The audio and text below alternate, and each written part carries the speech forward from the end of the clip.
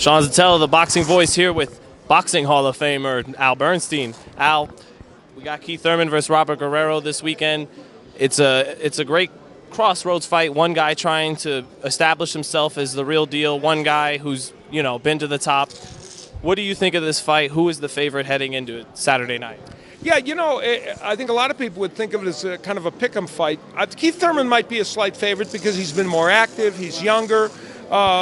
But Robert Guerrero clearly, in the upper echelon of the welterweight division, fought Floyd Mayweather, was able to get that fight and go the distance with him, coming in off a long layoff, which is often the case. But Robert Guerrero is not bothered by layoffs. He's had that several times in his career, and every time he's come in off a layoff, he's performed well. So I wouldn't expect that to be a major issue for him in this fight. I think the fight hinges on whether Keith Thurman can keep things at distance. He understands how to fight lefties like Guerrero. He sparred with the great Winky Wright when he was younger, and he understands the concept of fighting lefties. So if he can keep it on the outside, he has a good chance. If Guerrero can get inside or push him against the ropes, Robert Guerrero is a very tough customer under those circumstances. And also, Thurman has great power.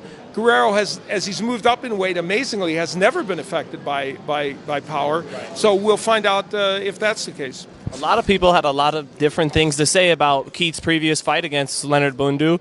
You called the fight ringside. What did you take away from that fight? Were there chinks in his armor, or was too much made about a 12-0 shutout?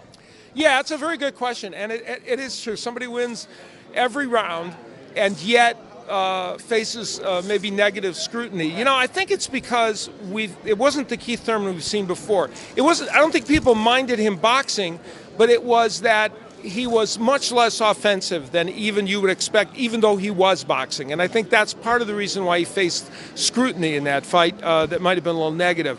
I think Bundu is a very tough fighter to fight.